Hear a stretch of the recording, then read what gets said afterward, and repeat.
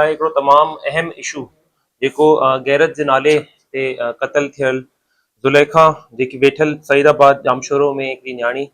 जंहिंमें असांखे through different sources पोइ कुझु अरसे खां वठी न्यूज़ हिकिड़ी हले पई सोशल मीडिया ते बि ऐं जामशोरो जे अंदरि बि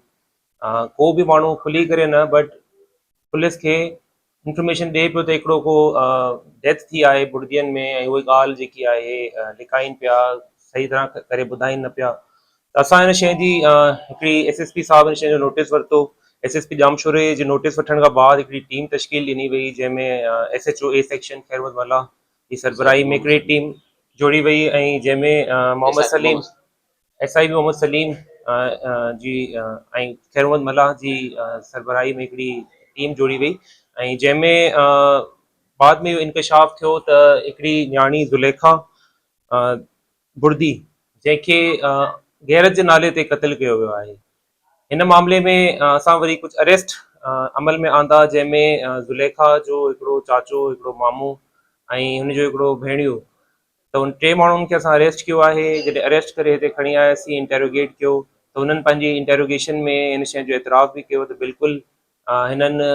ज़ुलेखा खे गैरत जे नाले ते क़तल कयो आहे हिन में फर्दर ॿ जवाबदार जेका ॿ भाइर आहिनि ज़ुलेखा जा उहे मफ़रूर आहिनि हुनखे अरेस्ट करण जे लाइ असांजी कोशिशूं जारी आहिनि ऐं जल्द इंशाअल्लाह हुनखे बि अरेस्ट कयो वेंदो ऐं तव्हांखे हिते घुराए ऐं ब्रीफ करण जो मक़सदु बेसिकली इहो आहे त ऑनर किलिंग या गैरत जे नाले ते क़तल हिकिड़ो समाज ते तमामु गहरो असरु छॾींदो आहे स्पेशली जेकी ख़वातीन आहिनि हिकिड़ो ऑलरेडी असांजे मुआशिरे जो हिकिड़ो कमज़ोर पहलू आहे ऐं हुन में जॾहिं अहिड़ा इंसिडेंट्स थियनि था त हिकिड़ी ख़ौफ़ हिरास जी फिज़ा फैलिजे थी जेकी ख़वातीन आहिनि हू पंहिंजे पाण खे इनसिक्योर ऐं गैर महफ़ूज़ फील कनि थियूं ऐं पुलिस जो इन मामले ते बर वक़्तु कार्रवाई ऐं सरकार जी मुद्दत में असां FIR पंहिंजी रजिस्टर कई आहे छो त हिन में को प्राइवेट फरियादी न पियो अचे सॼो ख़ानदान हिन शइ खे हिन कॉज़ खे जस्टिफाई करे पियो त असां जेको कयो आहे सही कयो आहे जॾहिं त इहो अमल तमामु ग़लति आहे ऐं हुकूमत ऐं स्टेट कॾहिं बि हिन शइ खे टॉलरेट न कंदी ऐं को बि माण्हू अगरि कानून पंहिंजे हथ में वठंदो ऐं गैरत जो जेको मयार आहे हिकिड़ी औरत जे मथां सेट कंदो त कॾहिं बि हुकूमत या स्टेट हुन शइ खे टॉलरेट न कंदी एक्सेप्ट न कंदी साईं बख़्श मरहूम जो घर जंहिंजो पुटु सदाम असां ऑलरेडी गिरफ़्तार कयो हुनजे घर में हिनखे पहिरीं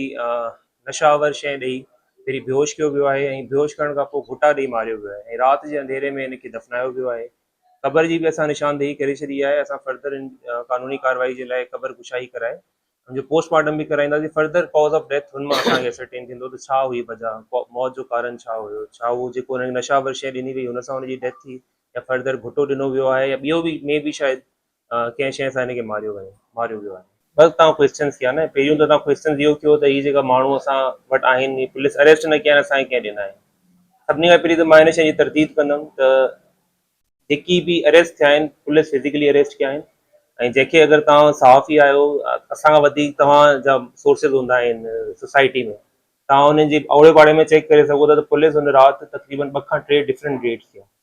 हिकिड़ो रेड करे खणी आयासीं मुल्ज़िमान असां इंटेरोगेट कयो शयूं वधीक क्लियर थियूं त वरी पुलिस असां मोकिली आहे सेकेंड रेड में मज़ीद असां मुल्ज़िमान त हिन में कंहिं बि कंहिं सियासी या समाजी माण्हू जी असां न कंहिं हेल्प वरिती आहे न हुनजी का असां डायरेक्शन्स वरितियूं आहिनि जेको बि असांजो कमु कयो आहे हिकिड़ो क़तल जे मामले में कॾहिं बि पुलिस कॉम्प्रोमाइज़ न कंदी न अहिड़ी त का शइ असांजे साम्हूं एप्लीकेशन या ऑन रिकॉर्ड पुलिस वटि का बि इंफॉर्मेशन न आहे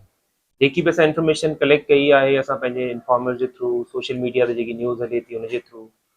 हुन खां बाद असां नोटिस वरितो आहे न हिनजी माउ न हिन ख़ानदान में कंहिं माण्हू को बि न कंप्लेन को फरियादी न थियो आहे अगरि उहो कंप्लेन थिए आहे ऑलरेडी त पोइ असांखे सरकार जी मुद्दत में FIR न कटियो आहे न हुननि जी मुद्दत में ई कटियो हा बिल्कुलु अहिड़ी का बि ॻाल्हि न आहे जॾहिं बि को इंसिडेंट थींदो आहे पुलिस डेफिनेटली हिकिड़ो ब्लाइंड केस में माण्हू अरेस्ट कंदी आहे ठीकु आहे इहो असांजे मथां फ़र्ज़ु बि आहे त जेको बेगुनाह माण्हू आहिनि उन्हनि खे असां केस में नॉमिनेट न कयूं गिरफ़्तार सां डेफिनेटली 5 बि कया हूंदा हुन खां मथे बि कया हूंदा पर जेका हक़ी ऐं ॾोही माण्हू आहिनि हुननि खे असां नॉमिनेट कयो आहे FIR में जेकी असुलु स्टोरी आहे हुनजे मुताबिक़ जी